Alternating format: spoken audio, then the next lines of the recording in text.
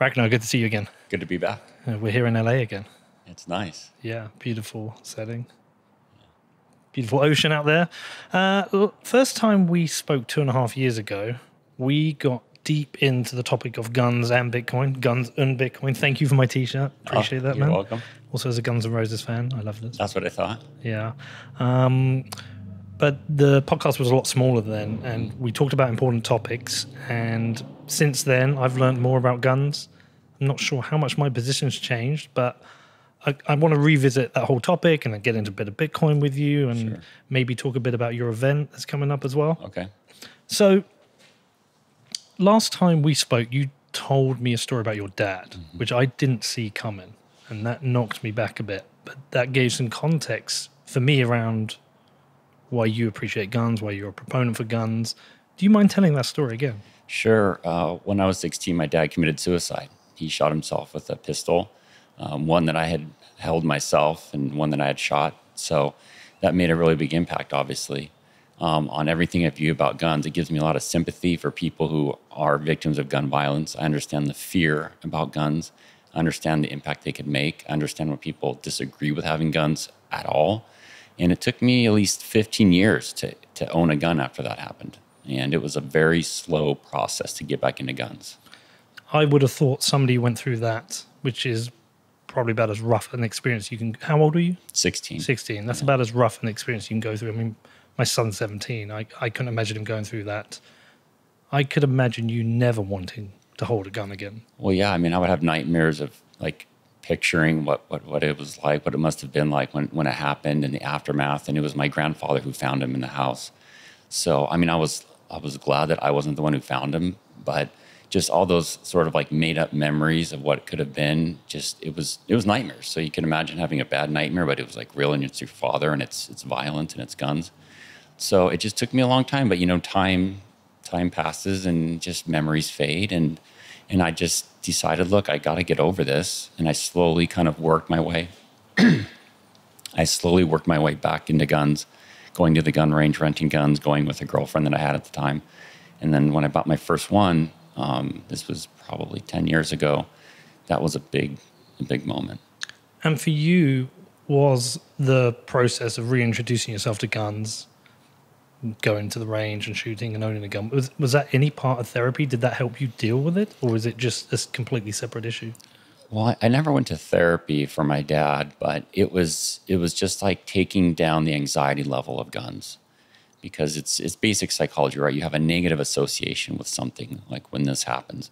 And so it was just me feeling calm around guns, me being able to pick it up and think, what would it be like to put this in my mouth and pull the trigger? Okay. And not having those thoughts. I mean, for a while I did have those thoughts, and I won't go too deep into that, but I did have those thoughts when I first owned the guns. And so I just had to like slowly work my way. And when I first bought it, I didn't keep it loaded. Normally you keep a gun loaded, obviously, in case you need it in an emergency, but I wouldn't keep it loaded. And then I went through a rough time after I owned the gun, and I locked the gun away and gave it to my brother because I didn't feel safe with it. So. You didn't feel safe yourself with it? Yeah, I was going through a really rough time, and I just didn't, you know, I don't know I kind of know a little bit about your background, but I don't know how bad of times you've been through. But if you're in a really dark place and you have certain thoughts, you got to pay attention to that and realize the danger that you're in. And my dad being suicidal and he struggled with mental illness, I knew like, okay, now's the time to just take a break from the guns. And then things got better just like time passes. And then I was good again to shoot guns. Yeah, I mean, 6-7 years ago, I was in a very bad place. I had chronic anxiety, panic attacks, marriage breakup, the most awful breakup, suffering with what used to be when an anxiety attack would come, it would last the whole day. And the only way I could get rid of it was going to sleep. My company collapsed, and everything was shit. And yes, I had some very dark thoughts, and there were times where I was very unhappy with life. Yeah, but I was a broken human. Luckily, I was never so bad that I knew I was a danger to myself at one point, and I had to get some help, which I did. I don't think I was close enough to ever consider the worst scenario, but time heals. Yeah. And here we are years later where life is good. You can get there. Yeah. No, right now in my life, I've never been better, like in every way, with my marriage, with finances, with health. I mean, everything is so good. So I'm just so glad like things worked out well. And I've seen that with my brother too. My brother has gone through rough times as well, but he's doing so well. He has a son, and it's just, like why I like being this age, because I've been through some things now, and I've seen the good, I've seen the bad, and I just want people to know, like, if it's bad, it gets better. Like, How old are you? I'm 40. Well, I don't want to say exactly, but mid 40s. But similar to me. Okay. Yeah, similar to me. Yeah, it is a good age. You have a little bit more wisdom experience, but everything starts to creak and ache. Yeah. That's the downside. But yeah, things do get better. It can get better. My brother was really good with me during that time, because there were times I would wake up and I'd go, oh, Yeah. fuck, another day to get through. My brother would always say to me, just call him, and he would say, there will always be better days. Yeah. There will always be better days. Just keep at it. Running was the one for me. What I ended up doing is I went to the doctor and they wanted to put me on antidepressants, and I didn't want it. And I went and bought some, we say trainers, you say sneakers. Okay. I went and bought some trainers, some running trainers. I went out that day, I ran 5 miles, and I pretty much ran nearly every day for a year. It would be 5 to 6 days a week, 5 to 10 miles, and then at least one half marathon. And I got a lot thinner than I was now. Yeah. But that changed it for me, and that changed my life. And things do get better. So you've gone a long way further than just getting comfortable with a gun. Yeah. Now you're a proponent of guns. You support guns. You believe in the right to own a gun. You've made it part of your career and life. That's a real swing of the pendulum the other way. Why did that happen? I think it happened because I was able to get over my dad's death to a certain extent, and kind of restored me to just who I am and how I was born, which is very pro-freedom. And it became like the cognitive power to be able to analyze rationally sort of the pros and cons of guns, and sort of the mathematics as well. What are the chances of, say, a criminal, attacking you? What are the chances of being a victim of suicide? What are the chances of a government being tyrannical? And I was just very analytical. I am by nature. So I think by having that trauma pass, then my cognition was able to really take hold of the situation of guns in general. And I went back to loving guns. I did kind of grow up with them. I shot them when I was a kid and stuff like that. So it was kind of an emotional journey and a psychological, mental journey as well. What does pro-freedom mean for you? Because I've had a lot of conversations this week. I know it sounds like a simple question, but what does pro-freedom mean for you? I think being able to make decisions about anything in your life, as long as it doesn't affect someone directly. And whether that be usually it's the government, but it can be private enterprise. So just basic human autonomy to make decisions, even really bad, stupid decisions. So if you want to take any drug, you should be able to take any drug. Absolutely. If you want to jump out of a plane, you can jump out of a plane. I've done that. Yeah. You want to go and swim with the sharks, you can go swim with the sharks. You don't want a nanny state telling you the things you can and can't do. But at the same time, does pro-freedom mean for you no government? Are you a supporter of no government, or do you accept limited government? I've evolved a little bit in the last couple of years. I think I was pretty hard in the anarchy, but I've just realized that I think a government will always be inevitable. So it's just choosing which one. And I've been reading a lot of history in the last couple of years, and I've seen what good governance can do. So I've thought less about the state and more about civilization. Okay. Because civilization subsumes the state. The state is just part of civilization. So when we think in terms of civilization, then you start bringing in to your responsibility. And I think being older, you become responsible for more people. And so you have to start thinking, well, I'm not just free to do what I want. Like, hey, my actions affect people. It's going to affect my kids, my grandkids. It's going to affect my parents as they are now. It's going to affect even my ethnicity, my place where I live. And then so there's this greater sense of responsibility, I think maybe just with age. And so to answer your question, I believe that I could accept a small government, but I'm more concerned about civilization itself, because the state comes from civilization. So if our civilization is pro-freedom, pro-free speech, respect for individual autonomy, then you're going to get a good government. But if your civilization is violent, if it's oppressive, if it doesn't value human life, you're going to get a really bad government.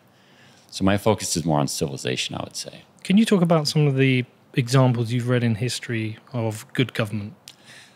Greece and Rome. Okay. That's what I've been studying a lot, like Marcus Aurelius, Plato, Aristotle, all the big names in just classical Western thought. And we know that democracy is kind of birthed in Greece. And they actually had a really great city-state system, which was small government, right? That's if you give a best example of small government, it's the Greek city-states. Because it was enough to where they could defend their villages and be successful and have art and culture and literature, but not so big or it was oppressive. That's hard to scale to the United States or Europe or everywhere else. So can you apply that? I don't know. And then Rome is an interesting story, because Rome actually was not a city-state democracy. It ended up being, governed by Caesars, by emperors, dictators, if you want to think that way. But Rome was a highly successful civilization. If you look at the high culture, the Colosseum, the great works that they did, bringing water to places that had never had water, bringing roads, it was an incredible civilization that actually lasted, thousands of years. The Colosseum is still around. The aqueducts in Europe are still being used. I mean, you know that better than I do. The Colosseum is one of the most unbelievable things I've ever seen. I went to Rome, and it was the first thing I wanted to do. I was like, I have to see the Colosseum. And you're walking down the streets, and eventually you come down one and you see it in the distance. And you're like, this is the size of a soccer stadium now. Mm-hmm. I'm saying soccer, I'm going to get shouted out for that, for the Americans. But this is the size of a football stadium now, but it was built hundreds of years ago. Yeah. I mean, it was what, 2,000 years, something like that? Yeah. And that was just the Colosseum. They built so many amphitheaters and other such huge works. And so you think, well, a libertarian state might not have built that. If you had just a bunch of individualistic people who didn't want to participate in a greater good, or maybe who had a central government to kind of build those things out, Rome might never have happened. And it feels like in the US that the state is failing. Mm-hmm. It feels like over the border in Canada, the state is failing. Mm-hmm. Some people will obviously disagree with everything we say today. There are people who disagree. But it feels like the size of the federal government here and the overreach of the federal government has gone too far. The pendulum swung too far. Mm-hmm. And certainly amongst the Bitcoin community, there are talks about, would the US ever balkanize? But even at state level, that might be too big. So you like the idea of the city-state? The city-state. And we see this in El Salvador, obviously. Now we see the president down there wanting to form, a Bitcoin city, I think is what they call it. Mm-hmm. But what's interesting about Rome is you also see this great civilization, but the fall of Rome. And you see that every great empire goes through the same process. The British Empire was the most powerful empire, and now it's not. It's still around, but it's not the Great British Empire. The U.S. is an empire, whether we want to admit that or not, and it's in decline, just like Rome declined, just like every other great empire declined. USSR. Even the EU now is fractured with the UK leaving. So we know the result of what happens when these empires end. It's a slow breaking up into smaller pieces, and that's where I see the U.S. going into smaller pieces. It's not going to be exciting like this great big day we wake up and we're 5 countries. It's going to be a very slow, painful decline. And then it's going to be, I think the U.S. will break up into pieces. I think there are many people who like the idea of that happening. I'm kind of one of them, because where I live right now in the Intermountain West, we haven't ever had, I think, a mask mandate except for a month when COVID first hit. And we have great gun laws. We have low taxes, great business environment. So when I see these laws come in on the federal side, I thought, well, if we could veto, we would veto every single one of these laws. And it's so foreign what the federal government is doing compared to the people where I live. And so I would be happy if my region, my county, was independent. There'd be some big downsides, and it would be a rough transition. But if you said, Ragnar, could you have your area of the U.S. be its own nation? I'd be absolutely. What are the downsides? Well, the downsides would be we're so intertwined with the government is so big. So just the basic things like freeways. right? Like the federal government funds most of those, so you got to figure stuff out like that. You got to figure out how are you going to defend yourself? Because right now we have some protections there with the federal government. So it's like, well, what happens if there's some sort of China or something like that comes after us? Yeah, that was one of the conversations that I had with VJ Boyapati this week. And he made a very interesting point. He's a libertarian, but he said he recognizes the risks of absolute liberty, complete and absolute freedom. And one of the questions I put to him is that the US, whether we like it or not, I agree with you, it's an empire. Yeah. It tends to operate as the world's police, which is a thankless task. And that's not to say that the US hasn't made choices which I disagree with, specifically Iraq and interfering with other countries.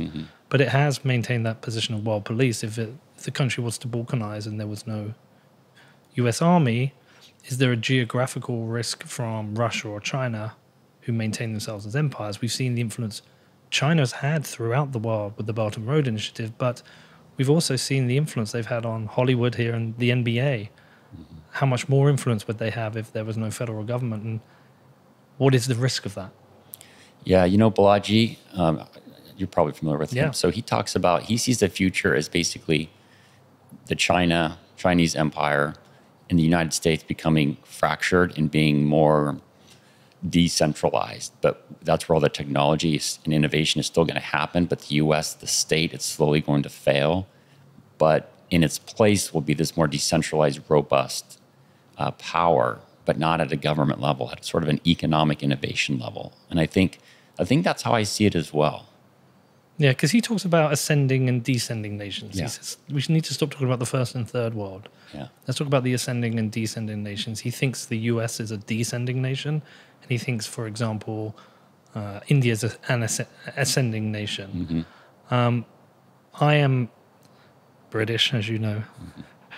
We're very different in Europe from the US. I know we share a language, but we are fundamentally quite different. And my experience of coming to the US and talking to people like you and spending time with friends across the US, but mainly red states and Texas and Wyoming, is that I feel that this drag towards pro-freedom, which might sound alien to people. They're like, why aren't you automatically pro-freedom? Well, I am also pro-democracy.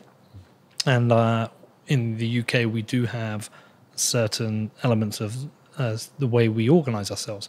For example, our National Health Service is a socialist system, but pretty much everyone likes it. But I find myself coming out to the US, and I am dragged more into these ideas of pro-freedom. But what does it mean? And obviously, one of the big ones in that is guns. And I'm not a fan of guns when I'm in the UK, but I am when I'm in Texas. Weird. Why is that?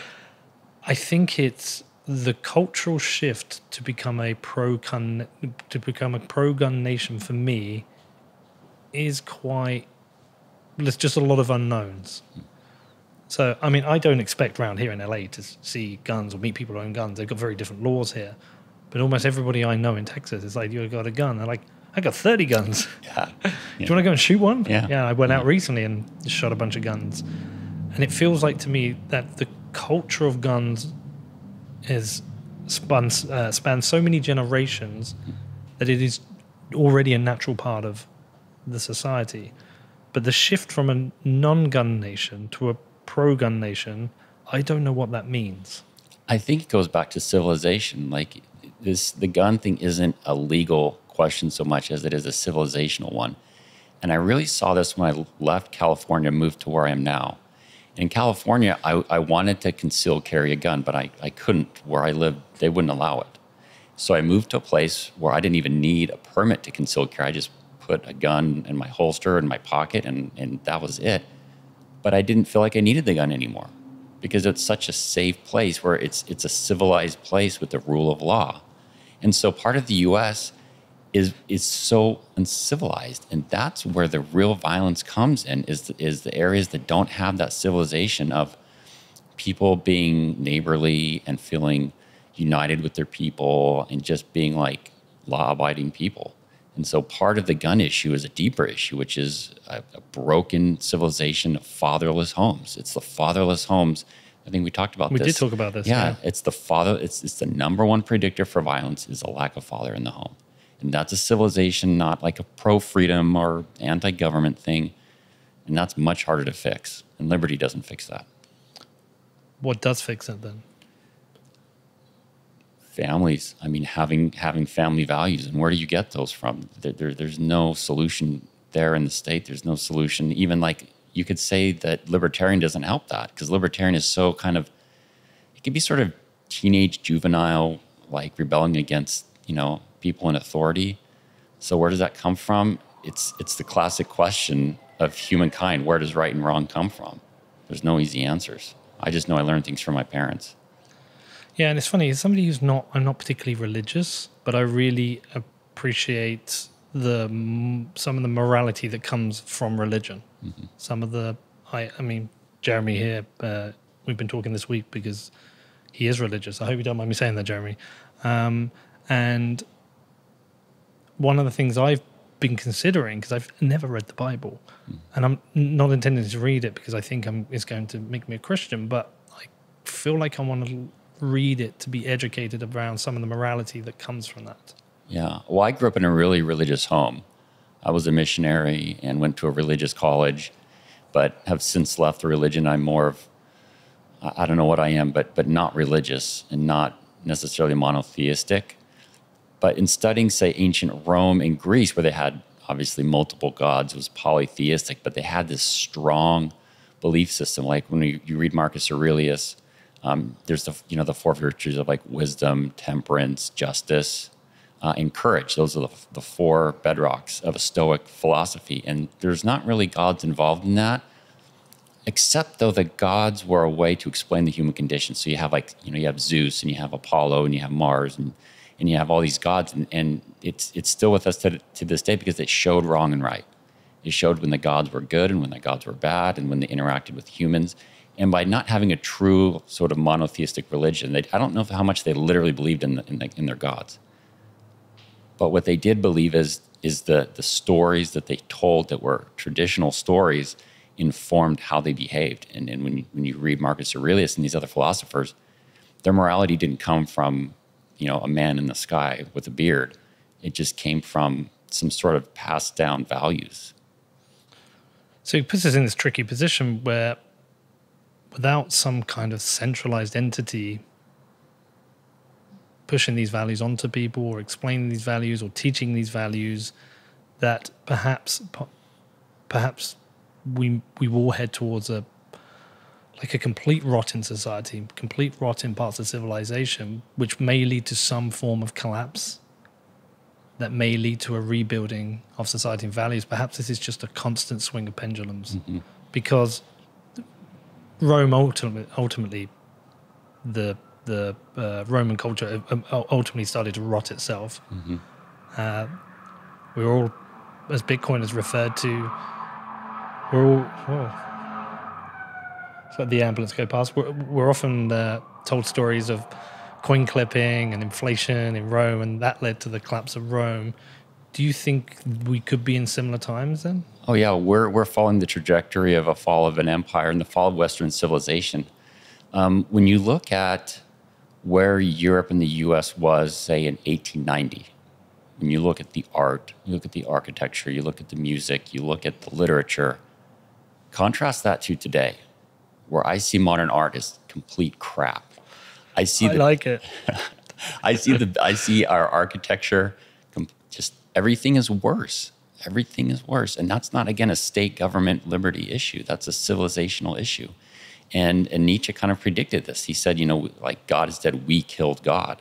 And he didn't mean like literally. He just meant without, now that we don't have that God, like you're talking about the centralization kind of top down. He basically said what you said. Without that, we're going to be anchorless. And he kind of predicted where we are now with what's right and wrong. So you're completely right. And that just shows without that, we're adrift. I mean, you look at the West, we're adrift. China, they know exactly what they're doing. They're united. They have a purpose. They have a vision. They have a 100-year vision. Are they united? By somewhat force, but they're reasonably homogenous. you know. Whereas you look at the U.S. being balkanized and Europe now being not very homogenous comparatively, they're united. My wife is Chinese, and so I'm pretty familiar with the culture. Would you live there? No. Why not? Absolutely not. Well, it's kind of ugly, and it's tyrannical. So what's the balance? How do you get the balance right? Because if you consider China objectively, there are policies that come down from central government which you think, yeah, I can get behind that. Some of the policies around how they essentially do the job of parents sometimes by restricting access to certain materials or certain things that can educate the children with. But at the same time, it is completely and utterly tyrannical. Whereas the US is one of the freest countries in the world, and as you've said, whilst it's completely free, there is a breakdown of Western civilization. So what's the balance? I don't know if there is a balance. I think what it is it just goes down to the individuals and the families having the values. And to your point about like what will we do without sort of the top down, I don't think we need a top down sort of structure or entity to push those values down, because if you look at, say, the rise of Christianity, which completely changed the West forever, that wasn't top down, right? In fact, Rome was the big power, and despite Rome being the big power, Christianity spread, and that was like the missionaries, right? Paul, Peter. It was the idea. Christianity spread like, I don't want to be disrespectful, but the best way is sort of like a virus, where it spread so quickly, so powerfully, and there's no way to fight a virus, right? The antibiotics don't work, and so it's these stories and these ideas. I'm so with you, and I have to check myself sometimes. But also, like, I'm a fan of modern art, but I think art reflects culture and society. Therefore, I appreciate modern art for that. But I'm totally with you on architecture. I mean, in the UK at the moment, we have these new estates that get built, where they'll build 500 houses, and they're shit. They're thin.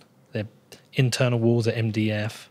Whenever your friend moves into one, they're like, yeah, it's just a bit shit. The walls are cracked. Like, whereas if you want to buy a house, especially where I live, and there are certain places you want to buy, they're solid brick houses. We seem to have pushed everything. This is what Bitcoiners say, well, this is what fiat money does. Yeah. Everything is just fast, quick, a race to the bottom as such. Well, yeah, fiat is just a reflection, again, of society. I think cause and effect is civilization, our values, gets us fiat money. Because if our society had a deeply ingrained sense of, call it sound money, but more value, and not quick and fast manufacturing cheap homes, cheap cars, cheap music, cheap art, then I don't know if we would have fiat, because the people would fight against it so hard. So I think that's just a manifestation of a bigger problem. Can you not flip that and say this breakdown in civilization has come because of government and fiat and creating this culture of fast, quick, cheap credit, do things quick? Yeah, I mean, it's a cycle, right? You get this fast, cheap mentality, then you get the cheap money, then you get wars, and then you get civil liberties being taken away because of the wars, and then you have to have higher taxes because of the inflation, and you have to enforce it. Like now Biden, wants every transaction over $600 to be reported. It's like, well, let's trace all that back, and I really see it as the values and the stories of the people and what they hold. I mean, look at China. Their stories they teach their kids is a lot different than what happens in the West. Again, I would never want to live in China. I don't like the Chinese way of doing things, but it just shows the power of the values. It is quite funny because I was saying to Danny, I can't wait for you to meet Ragnar, because he's a very different person than he is on Twitter. And I think people sometimes see you as like this traditional right-wing American guy. They don't realize you're married to a Chinese lady and you're completely cultured. You understand the values, not just in the US, but across society. Oh, thank you. I appreciate that. But it was funny. This story came out about Guns and Bitcoin, my company, and they tried to, she was implying that I was right-wing, and there was a conspiracy. And when she asked me to interview me, I said, you can do it via emailed questions, because I wanted to keep a record of my responses. So The article came out, and she edited my response to make it sound like I was right wing, but she didn't include things like I said my wife is Chinese. Like I had a nonprofit where I had 2 directors, both were Jewish women. Yeah. I mean, so it's a little frustrating. Like Twitter, just the medium doesn't reflect how people really are. Well, and also they're not proper journalists. Yeah, if she had done her job as a proper journalist, then my story, my side would have come out. But you know, it's tough. Oh, and then she wrote another article that included me, but this time she didn't contact me for comments on what she wrote, because after she published the first article, I published all of my questions and answers, and it really embarrassed her because it made her look like a total political hack, which she is. So when she wrote the second article, she didn't contact me. Probably because in her mind you're some white nationalist. Oh yeah, I'm with it. White supremacist. Yeah, with an immigrant wife with 2, Jewish women as directors of my nonprofit. It's just like, you're insane. Like that's the best you can do, but they're so intent on putting people in boxes. Yeah, I know, man. Explain to people the background of Guns and Bitcoin.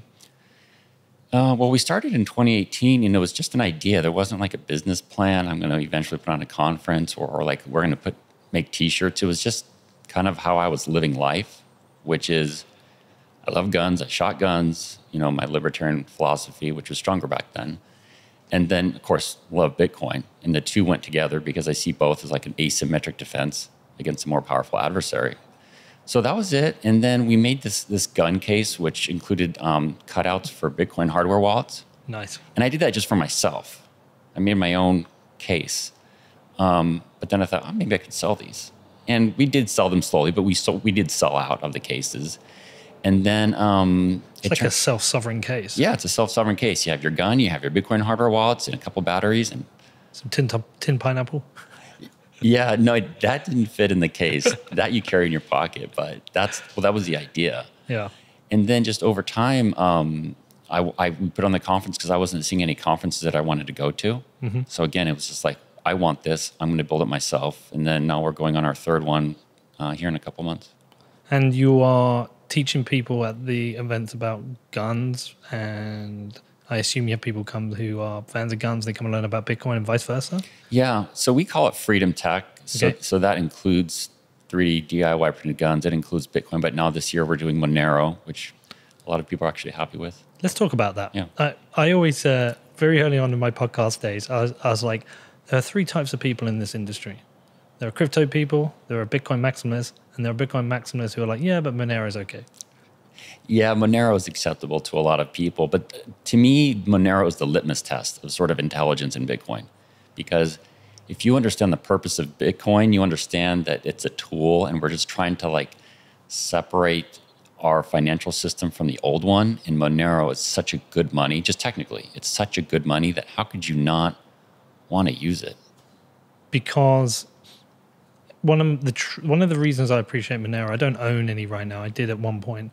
But one of the reasons I always appreciated Monero was that trying to achieve privacy with Bitcoin is hard. Yeah. Especially if you're technically illiterate like I am. You can research and follow all the best practices, but you can make one mistake, and suddenly your transaction is traceable. But with Monero, that privacy kind of comes out of the box. It does come out of the box, and I didn't realize this. I mean, I knew it in theory because I studied it, but it wasn't until we started accepting Monero at Guns and Bitcoin, and it was an amazing experience because we had more people were using Monero more than Bitcoin and credit cards combined. Wow. Yeah, it was something like 65% people use Monero, and that's by both number of transactions and the amounts of the transactions. So it was a big, big hit, really eye-opening. And then once I held more Monero, I remember someone wanted to send me some Monero. So I'm like, okay, I got to generate a new fresh address. And Nope. Same address over and over again. And then they sent me the Monero, and I wanted to look it up on the the blockchain Explorer. Nope. Can't do that either. Can't do that. So, I mean, it does come with that inherent risk. If there's an inflation bug, you won't know.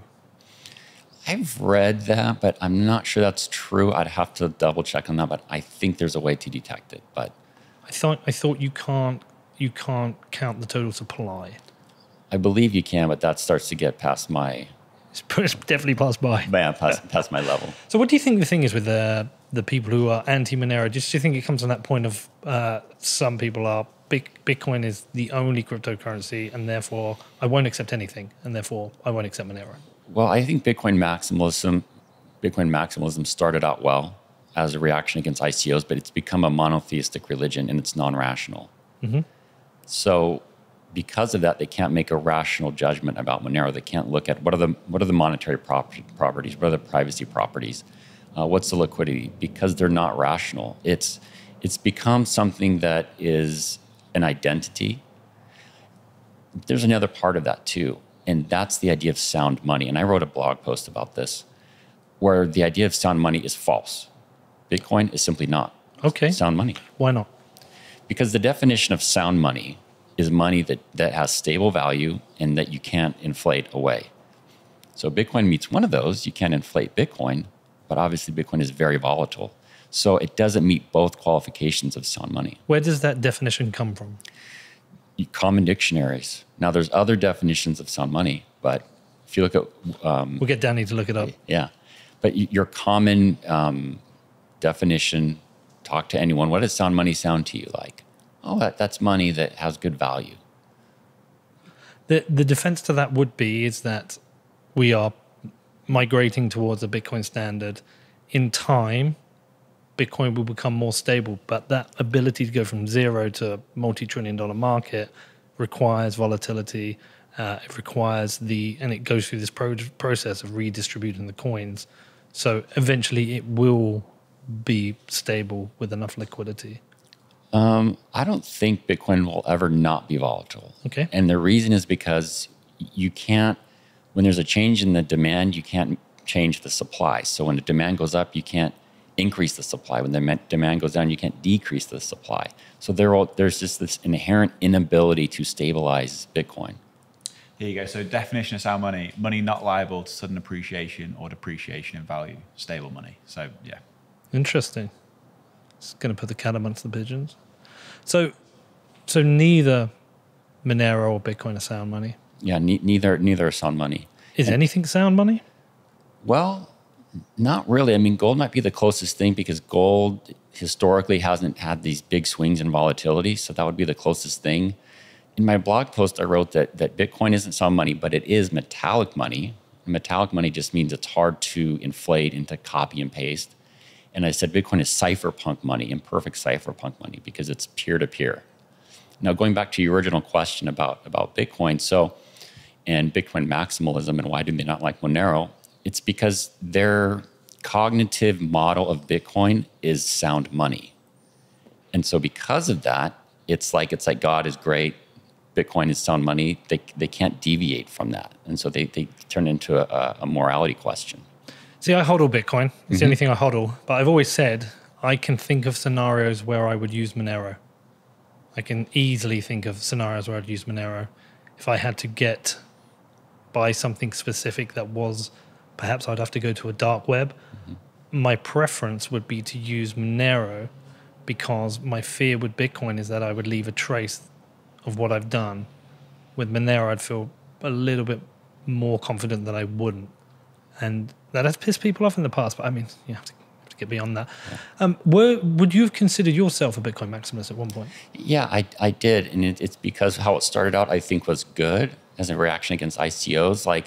So I had the International Blockchain Real Estate Association in my startup Velox, and I was offered many opportunities at ICOs, both people who wanted to do one for my startup, for my nonprofit, and then this one ICO was going to give me $1 million in tokens just to put my name on their pitch deck. And so I turned down significant amount of money against ICOs, and so at the time that made sense.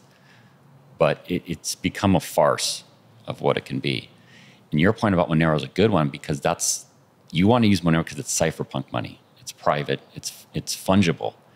And so if we understood Bitcoin as cypherpunk money, we would value it more for just its utility. Does that mean Guns and Bitcoin is going to launch NFTs in a DAO now? We've already launched NFTs. Have you really? Oh, yeah. On which blockchain? Stacks. Okay, interesting. So now you are a proponent of Bitcoin and Monero. Are you open-minded to any cryptocurrency? No, I mean, still most of the stuff in crypto is junk.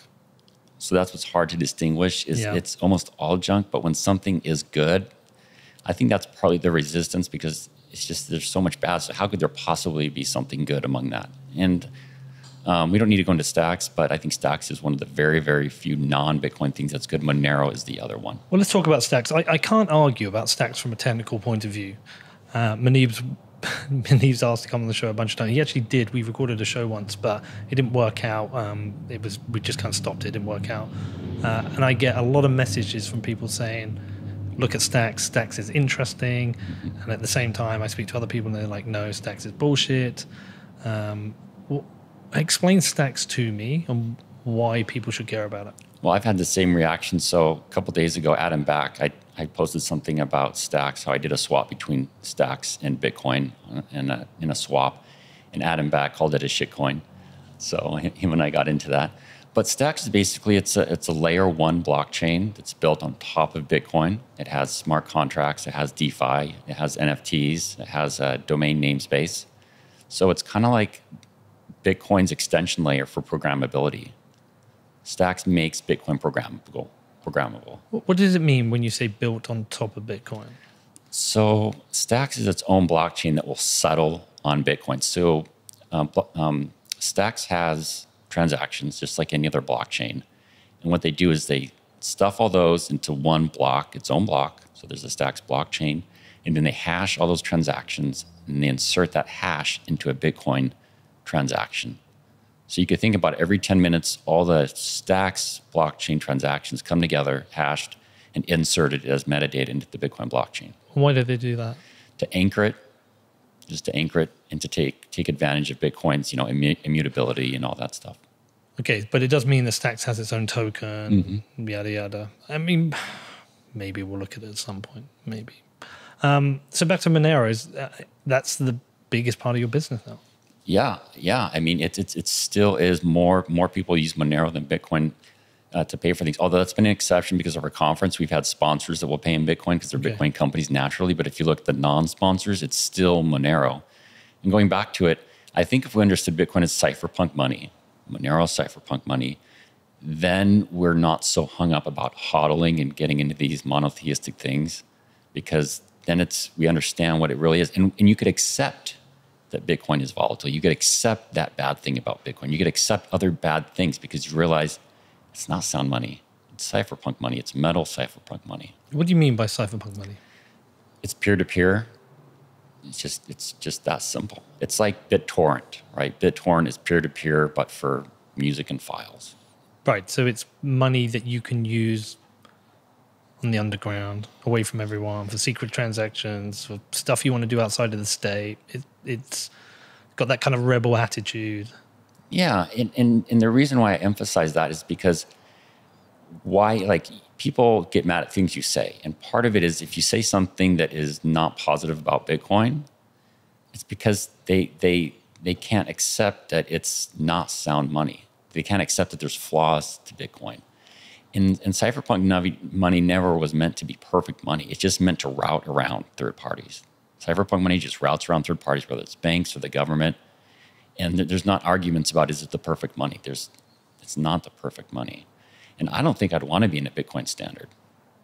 Because? Well, it's just Bitcoin is too volatile. I mean, if we were to move to a Bitcoin standard, could you imagine the cost of your goods changing by 50%? In a couple of weeks? Well, I have talked about that. I mean, I'm not one of those people who believes that Bitcoin will replace all money. I like the idea of a combination of free banking with local currencies issued by banks and Bitcoin. And I have that ability to flip between the two as I wish. And again, interesting, I had a conversation yesterday it was 2 days ago with Eric Yates, and we were talking about yesterday with Nick Barty, and we're talking about CBDCs. And then essentially CBDCs will start to reflect the era of free banking because whilst you'll have Fed coin, you will have JPM Morgan coin, you will have Chase coin. So you'll have all these variety of different coins. And I feel like you need the stability of a fiat currency alongside Bitcoin for whatever you want to use Bitcoin, whether it's hodling or spending. And I'm also a spender. I spend Bitcoin. Yeah. Well, that's you bring up a really good point about fiat. Fiat, it could actually be the best money. Like if you were to like have a board of directors of a central fiat money, and you gave them $500 million to keep it stable, and you put them in jail if they inflated it, that would be a really good money that would complement Bitcoin. And I think you're right with the central bank digital currencies, JP Morgan, because if you look at like the 1890s, we had private banking. Banks issued their own currencies, and they were pretty good. Yep. Nick Carter wrote about this. Yeah. Nick Carter's really smart. So I think the problem isn't fiat, it's decentralization of fiat. Because if you could choose between US dollar, JP Morgan, fiat, gold-backed fiat, just like any open market, you'd have some really good fiat. Well, you'd have the competition, and you would have the ability to hedge by holding a basket of different fiats if you wanted to. I mean, that's the ideal. You have a wallet with your basket of fiats and your Bitcoin and your Monero. Yeah, Monero, it's a perfect combination. And your Snacks NFT. Yeah. I'm not going to go into NFTs. No. Okay, interesting. So you don't mind getting out there and having a wrangle with the Bitcoiners on Twitter. It feels like to me that you are one of the points you're trying to make here is that the organism of Bitcoin kind of seems to have like groupthink with regards to topics, and maybe ideas come in and they get accepted and everyone sticks to that, and then we have this consistent narrative that pushes through. I feel like everything should be challenged, which is why you're on the show, coming here with a different point of view, and while I'll have a range of guests. But am I right in your observation? Yeah, I've always enjoyed questioning things, I think, like you.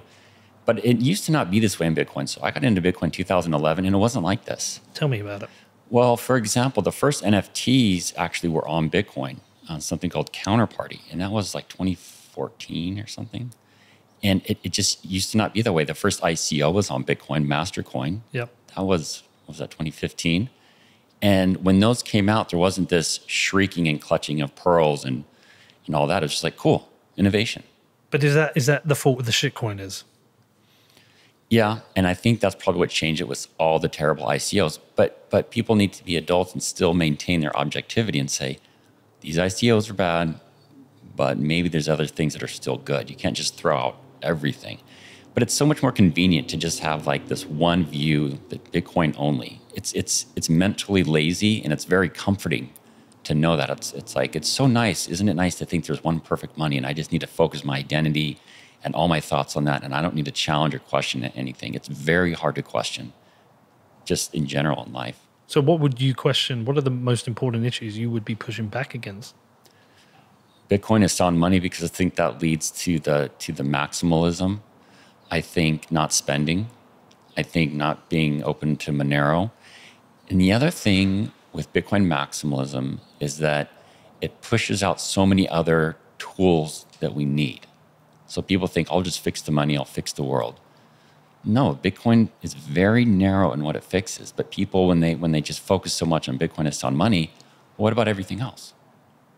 Right? What about civilization? What about civil rights? What about all these other things that Bitcoin has nothing to do with? And so that's the problem with an overemphasis on Bitcoin and seeing it as perfect money. You can just sit back and say, Bitcoin's going to fix us. I just need a hodl, and like everything else is sucking. Right. So you think it's a naive view that if we all hodl and Bitcoin gets big enough and everyone adopts Bitcoin, we stop the central bankers printing huge amounts of fiat and society will suddenly repair. Yeah, and we stop wars, and it's not true. Like Bitcoin funds the state with taxes that we pay, with the licenses that Bitcoin companies have to pay. So Bitcoin funds the state, and with these central bank digital currencies, I think that's going to give it a good idea to the state to have more control and censorship. So it's just amazing to me that people don't have this more objective viewpoint of Bitcoin, and very intelligent people don't. Do you think perhaps they do, and there's self-censorship because you don't want to be ejected from the crowd? I, like you, have gone into many battles on Twitter, somehow survived it. But I don't agree. Like, I'm not an anarchist. not really a libertarian. I'm often referred to as a statist cuck. I'm not somebody who wants guns in the UK. I believe in democracy, even though it's fragile at the moment. But a lot of these ideas within a certain section of the Bitcoin community are not popular. It's like, why do you think like that? Why do you think? Do you think people are self-censoring, or do you think they are just they believe in the narrative? Oh, they're definitely self-censoring, and I saw this with Monero when that came out. People that I'd never heard talk about Monero did. People sent me messages. Oh, I love Monero. I'm glad you're accepting it. This is so cool. And for a second with Stacks, when we came out with our NFTs, did you get shit for that? Only by a couple people. Okay. But a lot of people liked it, and I've seen people who send me like DMs who agree with me, but they don't really speak up. I have the same. I get DMs and emails, and people saying, "I appreciate you being balanced here," or trying to take the different view. But I've definitely self-censored.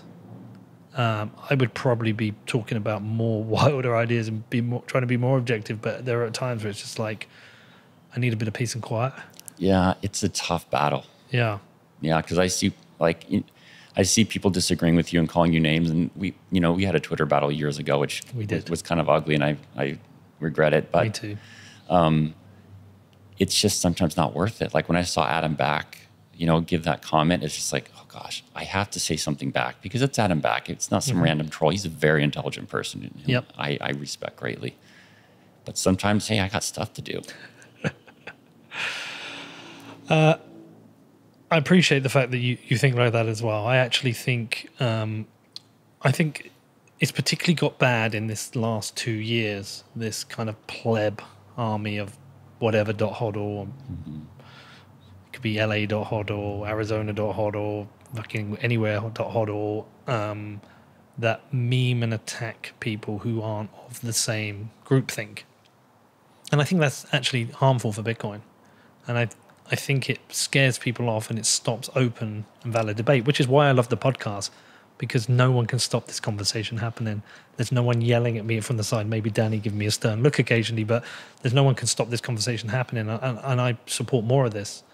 And there's plenty of people. I mean, like I said to Danny, I said, wait till you meet Ragnar. It's not going to be what you think. He's a really, really nice guy. And I've battled him on Twitter, but similar, there's other people I've battled, but usually if I sit down, you can actually work through and have the conversations.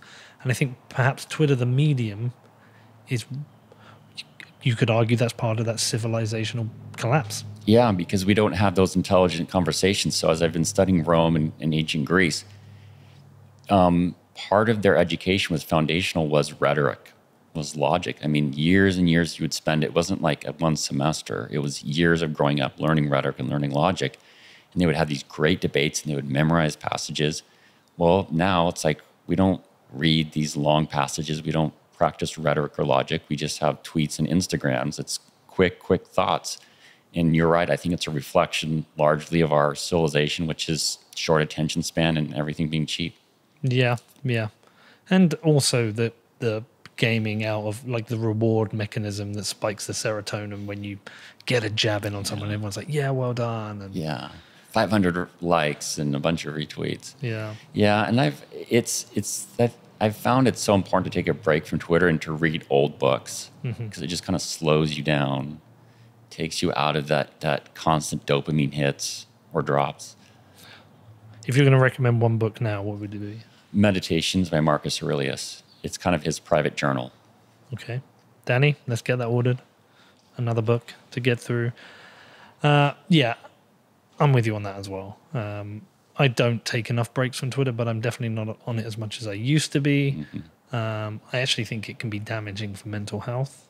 But most of all, one of the saddest things I've seen with Twitter is that we've fortunately had this rise in independent thinkers, independent content creators. But sadly, some of them seem to be trapped by the benefits of audience capture. And people who you think are a good, interesting, independent voice, as their profile grows, they seem to parrot for the echo chamber rather than be objective. There doesn't seem to be enough objective thinkers who are willing to walk the middle ground. Yeah, there's so few objective thinkers. And in every year or two, you see a rise of someone who becomes popular on Twitter, and it's so predictable how they do that. It's by saying things that everyone wants to hear and saying nothing that no one wants to hear. It's so easy to rise on Twitter and social media. It's the formula. Yeah. All right, let's get back to guns, because I do want to talk to you about printed guns. We did talk about that before. Mm-hmm. It's for people who are nervous about guns or maybe anti-guns, it seems to be the worst tool in the world. It's like, in the UK we don't have guns, but if you had the ability to print guns, you suddenly are potentially exporting gun culture to the rest of the world, to places that aren't ready. But again, I know you support the idea of printed guns, and my assumption is because you support the right for anyone to own a gun in any situation they feel they need it. Yeah. I think it comes down to basic human rights, right? You have a right to free speech and a right to religion, but I think the first right is a right to survive. Your first human right is a right to live. Your first human right is a right to defend yourself.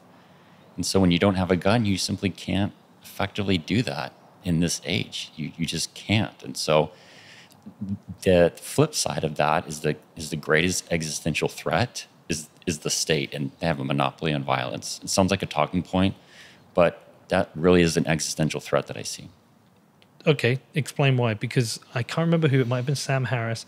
He said a very controversial line, and if it isn't Sam Harris, please don't be angry with me, but I think it was him who said that one of the best things we did was give somebody a monopoly on violence. Well, I think the 20th century refutes that. I mean, what was it, 120 million people killed by the state? I think it depends on which state and which scenario. Certainly, given the monopoly on violence, to have armies to go to the Middle East and drop bombs on people we don't know, obviously the logic fails. I think perhaps, I don't think he was referring to that, and I don't think he was referring to the monopoly of violence under communist rule, whereby they just arrested anyone and killed anyone. I think it was more that at a domestic level, the monopoly on violence as a police force maybe is better than private police forces or individuals policing themselves. Well, I think it goes back to the civilization in Nietzsche. When Nietzsche said, God is dead, what came of that? Communism. Communism became the religion, no longer Christianity, but the state became the religion. And so you can make the argument that if civilization was different, we wouldn't have had these genocides of the 20th century, and therefore my argument would be weaker because we never had it. I mean, you didn't have genocides in the 19th century, the 18th century. You've had big wars throughout history, and the state has always been dangerous. But again, Athens, and especially Rome, they were an empire. So it really depends on civilization. Athens, they were city-states. They didn't go out and conquer the world, really, too much. Alexander the Great was sort of an exception.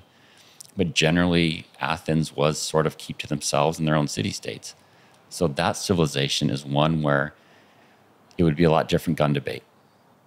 I mean, I think like in the UK, I would imagine if I wanted to get a gun, I know the guy to ask who might know the guy who might know the guy, right? I think I might. One of the reasons I wouldn't ever have one if I was caught in possession of a gun, I think it's automatic. It's like 10 years in jail. It's like really, really severe punishment for being found in possession of a gun. I think it would be regulated out in the UK in that people would be scared to use it. But what scenarios are you talking about that people would benefit? Well, I think it goes back to, say, the American Revolution. So we wouldn't have the U.S., for better or worse, if it wasn't for guns back then. Yeah.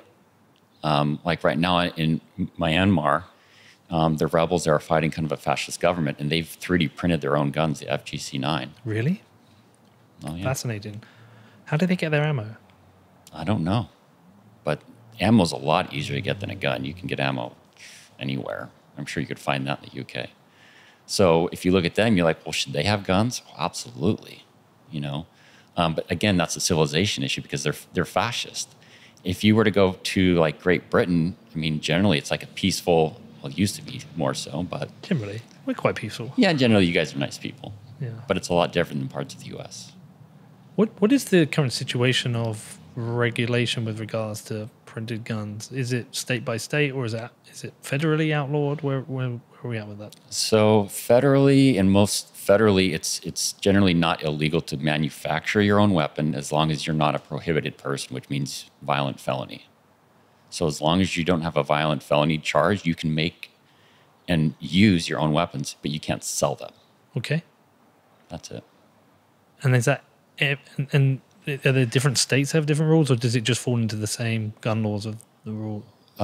Everywhere needs to follow that rule, but it doesn't matter the state. Different states are trying to infringe on that. There's a couple, I think it's Pennsylvania, maybe California, New Jersey, where they're trying to pass this law where that's illegal to manufacture your own guns. It's unconstitutional, but they're trying. Why is it against the Second Amendment? Yeah, it's against the Second Amendment. Well, because I think it's a federal statute that you could own those kind of guns. You can make your own guns. And speaking about Cody Wilson for a second, so it was President Biden supposedly is going to try to do an executive either order or through the ATF, which is our gun agency, the ATF. And they're going to try to say that 80% guns are illegal, which means it's 80% complete and you have to complete the 20% yourself, which is currently legal. So you get a kit and it has the magazine and it's got the lower and it's got the trigger, but it's not assembled. It's just a parts kit. The point is that the Biden administration is going to try to make that 80% gun illegal. But Cody Wilson, he came up with, he has this CNC machine that will take a piece of metal and finish it out to be a gun. Well, he changed it to where you get 3 pieces of aluminum, just solid aluminum like you get it at a hardware store, it looked like, and you can machine that to a gun.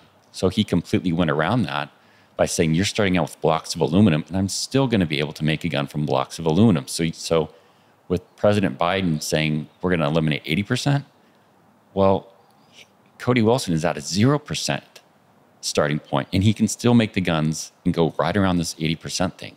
So that's why gun control debate, it's kind of dead. Like, there's no stopping it. Just side question. Do you think violent criminals should be able to own guns? I think they should once they've served their sentence, because I know people who went to jail and have gone to prison and they paid their time to society, they rehabbed, and that's what's supposed to be the point of jail, is to go for a certain time and then move on with your life and be forgiven and get your life together. Can they currently ever get a gun, or once you've been convicted of a violent crime, is it like a permanent record? I'm not sure about each state. I'm not sure. I know someone who had a violent felony, and after 10 years, he was able to get it expunged from his record, and then he could own a gun. So Cody Wilson's really is a pain in the ass for these people. Oh yeah, he's a master at being a pain in the ass for the state. He plays it like a game. I think it's sort of a game to him. Is he winning? So far, I mean, because partly thanks to his efforts, now we have a proliferation of 3D printed guns. Now, because of his latest change to a CNC machine, people can build a gun from blocks of aluminum. Have you done it? No. Have you seen it done? Just seen the videos. It's kind of wild, really. Yeah, it seems scary because it's not controllable in a way. It's very hard to control, I would say. Well, listen, we should definitely talk about your event before we close out. Thank you for inviting me. Yeah, thanks for coming out. Tell me about the event. So it's April 9th and 10th in Miami. It's going to be our 3rd event. It's a Freedom Technology Conference. We're going to talk about Bitcoin, encryption, coin joining, Monero, 3D printed guns, DIY guns, any of those topics. So 2 full days of talks. And if you're going to Bitcoin 2022, you only have to stay an extra 2 days and you get to go. Exactly. So Bitcoin 2022, the main days are Thursday, Friday. We're Saturday, Sunday. And the one thing I forgot to mention about the event is we're going to have our first ever Freedom Tech Awards. So we're going to have things like Best Hardware Wallet, Best 3D Printed Gun Designer, and hopefully you'll be able to still host that and get out the awards. Do that. Yeah, so I've changed my travel. So I'll be traveling back. I was going to be traveling back on the 10th, I think. I'm going to be traveling back on the 11th now. So I'm staying for your event. Thank you very much. Danny might still be there. You gonna be there? Yeah, I think I'll still be in Miami You'll then. still be there. My daughter will be in town. Fun. Should we take her to shoot guns? That's not a question I'm going to answer. Tell people how to find out about the event. Just gunsandbitcoin.com, and we're on Twitter at Guns and Bitcoin. Okay. Anything else we didn't talk about that you wish we'd have covered? Can I ask a question? Yeah, please do. So when we talk about 3D printed guns and like maybe exporting gun culture to the UK, like in the interview a couple of years ago, I think you were talking about like when you were growing up, your dad taught you like gun safety and all that sort of stuff. But if you export gun culture to the UK, like it's such an immature market. Like, what do you think about that? Well, that's a good question, because you said gun culture, but there's actually multiple gun cultures. Mm-hmm. So my gun culture is kind of guys who drive trucks. My dad drove a truck, I drive a truck. So that's gun culture for truck drivers, I would say. Then there's sort of thug gun culture, which is vastly different. And then there's 3D printed gun culture, which is very actually nerdy, because 3D printing is very tedious actually, and kind of boring, I think. Good results. So it just depends on the gun culture that we would export. I think what Danny's trying to say, good question, man. You trying to take my job? I think Danny's trying to say is that, for example, when the first time I ever went to shoot guns was with Jameson Lopp in North Carolina. And when I went to the range, I spoke to a group of people there, and every message was the same. Is my family's always had guns. My dad taught me to shoot. They taught me gun safety, etc. If we export the ability to manufacture guns, I guess Danny's questioning who is the people who will be getting this and who is the people teaching them about safety. Even recently, when I went out to Texas, and I was with a friend, it's about 8 of us went out, we were shooting. There was he gave us all a talking to. It's like, this is where the guns are, this is how we're going to operate. And I've made mistakes, little mistakes. I remember in the range, I wanted to see a gun. She gave it to me and I held it up and she's like, put it down, aim it at the floor. I was like, but you don't keep it loaded. She said, no, this is what you do all the time. And we know people can accidentally shoot people, accidentally shoot themselves.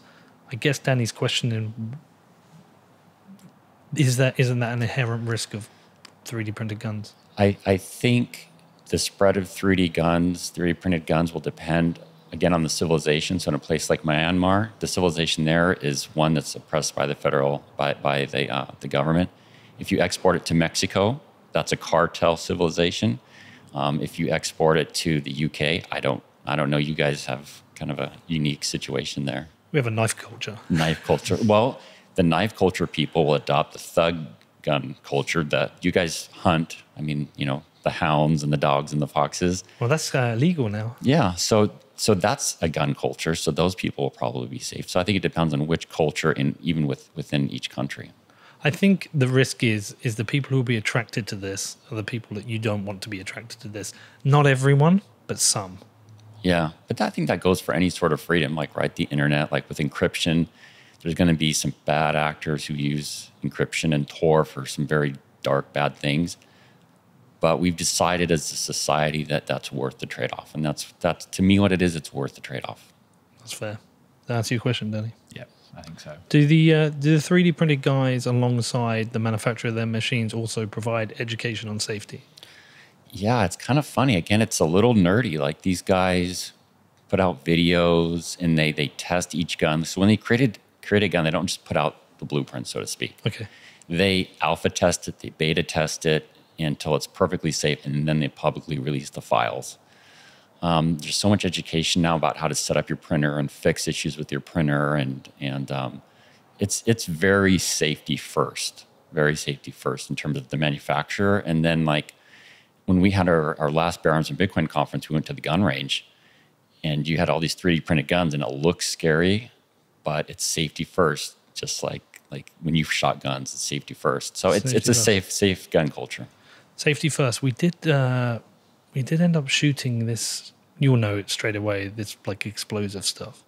Yeah. What's it called? It could be frangible ammo. No, it was like a. What was it called? Oh shit, I can't remember. That was good fun. Yeah. Out in the desert in Vegas. Was it the target that would blow up, or was it the? It was ammo like that it was like these little orange cylinder of like a probably pound. tannerite. Tannerite. Yeah, yeah, tannerite. yeah. We had like 10 pounds of tannerite, and did you see my video where I shot it with a sniper rifle? I don't think so. I've got to show you it. Now I cheated in the video. It looks like I got it on my like first or second shot. It was actually like my 15th shot. Okay, well, that's not too bad. But that was wild. Well, listen, look, I always like talking to you. I think these conversations in person always work a lot better. And I'm really looking forward to coming to the event, see what I'm going to learn. I am nervous about 3D printed guns, but I've always learned from you. So I appreciate you coming on. How do people follow you? I'm on Twitter, just at Ragnarly. Then my blog is ragnarly.com. We will put it all in the show notes. And good luck with the event. Thanks for coming in, man. Well, thanks for having me here. We're always welcome. Thanks.